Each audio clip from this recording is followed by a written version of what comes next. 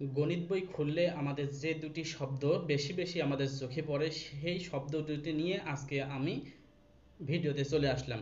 সেই শব্দ দুটি বলে নিই, একটা হচ্ছে গুণনীয়ক আর একটা হচ্ছে গুণিতক। আমরা গত ক্লাসে যে মৌলিক সংখ্যা এবং যৌগিক সংখ্যা বলছিলাম, সেখানে বলছিলাম মৌলিক সংখ্যার গুণনীয়ক সংখ্যা মিনিমাম 2টি হতে হবে আর যৌগিক সংখ্যার গুণনীয়ক মিনিমাম 3টি হতে হবে। সেই গুণনীয়কটা কি, তার সাথে আমি শেষে বলবো গুণিতকটা কি। এখানে লিখছি 16 এর গুণনীয়কগুলো হলো, কিন্তু গুণনীয়কের সংজ্ঞাটা আমি বলি। যে সকল সংখ্যা দ্বারা কোনো সংখ্যাকে ভাগ করা যায় তাকে সেই সংখ্যার গুণনীয়ক বলে। আবার বলতেছি, যে সকল সংখ্যা দ্বারা কোনো সংখ্যাকে ভাগ করা যায় উক্ত সংখ্যাকে ওই সংখ্যাগুলোর গুণনীয়ক, ওই সংখ্যাগুলোকে উক্ত সংখ্যার গুণনীয়ক বলে। অর্থাৎ এখানে 16 এর গুণনীয়ক বলছে, অর্থাৎ হচ্ছে 16কে যে সকল সংখ্যা দ্বারা ভাগ করা যাবে সেগুলোকে বলা হয় 16 এর গুণনীয়ক। অর্থাৎ যে সকল সংখ্যা দ্বারা কোনো সংখ্যাকে ভাগ করা যায় সেই সকল সংখ্যাকে উক্ত সংখ্যার গুণনীয়ক বলে। এখানে 16 এর গুণনীয়কগুলো হলো, 16কে 1 দ্বারা ভাগ করা যায়, 2 দ্বারা ভাগ করা যায়, 4 দ্বারা ভাগ করা যায়, 8 দ্বারা ভাগ করা যায় এবং 16 দ্বারা ভাগ করা যায়। এই 5টি সংখ্যা দিয়েই একমাত্র 16কে ভাগ করা যাবে, এর বেশি অন্য কোনো সংখ্যা দ্বারা 16কে ভাগ করা যাবে না। এখন আমরা 16 একটা ছোট সংখ্যা, এই জন্য বেশ সুন্দর করে বলতে পারলাম। 1 দ্বারা ভাগ করা যায়, 2 দ্বারা ভাগ করা যায়, 4 দ্বারা ভাগ করা যায়, 8 দ্বারা ভাগ করা যায়, 16 দ্বারা ভাগ করা যায়। এটা আমরা কিভাবে পাইলাম? এখন 16কে আমরা এইভাবে লিখতে পারি, 16 ইকুয়াল 1 গুণন 16, অর্থাৎ 1 গুণন 16 ইকুয়াল হয় 16। আবার 2 গুণন 8 ইকুয়াল হয় 16। এরপর 3 দিয়ে 16কে ভাগ করা যায় না, আবার 4 দিয়ে যায়, 4 যোগ 16। এরপর দেখবো যে 5 দিয়ে যায় না, 6 দিয়ে যায় না, 7 দিয়ে যায় না, 8 দিয়ে যায়, 8 দুগুণে 16। আবার সামনের লাইনটা চলে আসতেছে, তার মানে এখানে তিনটা লাইনে আমাদের 16 এর উৎপাদক। অর্থাৎ 16 গুণন 1 16 দ্বারা ভাগ করা যায়, 1 দিয়ে, 16 দিয়ে, 2 দিয়ে, 8 দিয়ে, 4 দিয়ে, এই 5টা সংখ্যা দ্বারা 16কে ভাগ করা যায়।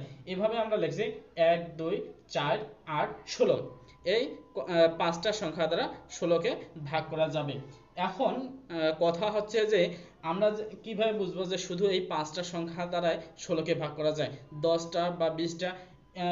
এক কথায় এখানে 16, এই জন্য আমরা বেশ সুন্দর করে বলতে পারলাম, কোনো গরমিল হলো না। কিন্তু যখন বলবে 225কে কত দ্বারা ভাগ করা যায়, 1024কে কতগুলো গুণনীয়ক আছে, এভাবে আমরা তখন আমরা কিভাবে নির্ণয় করব?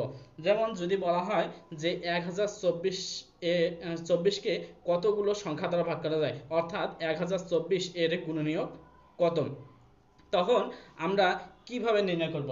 এখানে আমি 16টা দেখে নিয়েছি, 16টাকে আমরা মৌলিক উৎপাদকের সাহায্যে বিশ্লেষণ করব। মৌলিক উৎপাদকটা কি, মৌলিক সংখ্যা দিয়ে আমরা ভাগ করব। এখানে 16কে আমরা 2 দিয়ে ভাগ করছি, 8 হয়েছে। আবার 8কে 2 দিয়ে ভাগ করছি, 4, 4 দুগুণে 8, আবার 4কে 2 দিয়ে ভাগ করলে হয় 2। এরপর আর কোনো মৌলিক সংখ্যা দিয়ে ভাগ করা যায় না। এখন তাহলে আমরা 16 ইকুয়াল লিখতে পারি 2 ইন্টু 2 ইন্টু 2 ইন্টু 2, অর্থাৎ 2 4টা আছে। এখানে 16 ইকুয়াল 4টা 2 গুণ করলে হবে 16, তাহলে আমরা লিখতে পারি 2 পাওয়ার 4। এখানে যদি 5টা 2 থাকতো তাহলে 2 পাওয়ার 5 দিতাম, যদি 6টা 2 থাকতো 2 পাওয়ার 6 দিতাম। এভাবে 4টা 2 গুণ অবস্থায় আছে, এই জন্য 2 পাওয়ার 4। এখন আমার সূত্রটা হচ্ছে এই পর্যন্ত আমাদের আগের নিয়মে আছে। এখন গুণনীয়ক সংখ্যা নির্ণয়ের জন্য আমাদের যে এই পাওয়ারটা থাকবে, এই পাওয়ারটা আমরা এই পাওয়ারটার সাথে 1 যোগ করব। এখানে 4 আছে, এই 4টা আমরা এখানে লিখলাম, তার সাথে 1 যোগ করলাম 5, 4 আর 1 5, অর্থাৎ আমাদের গুণনীয়ক সংখ্যা আছে 5টি। এভাবে আমরা গুণনীয়ক সংখ্যা বের করতে পারি। অর্থাৎ কতটি গুণনীয়ক হবে সেগুলো আমরা প্রথমে উৎপাদকের সাহায্যে বের করব, মৌলিক উৎপাদকের সাহায্যে ভাগ করে সূচক পর্যন্ত নিয়ে যাব। সূচক পর্যন্ত নিয়ে যাওয়ার পর এই যে পাওয়ারটা, অর্থাৎ সূচকটার সাথে 1 যোগ করব, 1 যোগ করার পর যা হবে সেটাই হচ্ছে অ্যান্সার। এখন কথা হচ্ছে যে এখানে যদি টু পাওয়ার 4 এর সাথে আরো কিছু গুণ অবস্থায় থাকে। মৌলিক উৎপাদক তো শুধু 2 না, 2, 3, 5, 7 এরকম অসংখ্য মৌলিক সংখ্যা আছে। এগুলো গুণ আকারে যদি থাকে তখন কি হবে? এখন আমি আরেকটা উদাহরণ দেই। 48 এর গুণনীয়ক কি কি? 48 কে আমরা কি প্রথমে নির্ণয় করি যে 48 এর কয়টা গুণনীয়ক আছে। কিভাবে নির্ণয় করব? এইভাবে মৌলিক উৎপাদক দ্বারা ভাগ করব, মৌলিক সংখ্যা দিয়ে ভাগ করব। অর্থাৎ 48 কে 2 দিয়ে ভাগ করলে হয় 24, 24 কে 2 দিয়ে ভাগ করলে হয় 12, 12 কে 2 দিয়ে ভাগ করলে হয় 6, 6 কে 2 দিয়ে ভাগ করলে হয় 3। অর্থাৎ 48 ইকুয়াল 2 হচ্ছে 4টা গুণ দিতে হবে, 2 * 2 * 2 * 2, অর্থাৎ 4টা 2 গুণ করতে হবে এবং একটা 3, এই যে এখানে 4টা 2 এবং একটা 3, অর্থাৎ 48 ইকুয়াল হচ্ছে 4টা 2 * 3।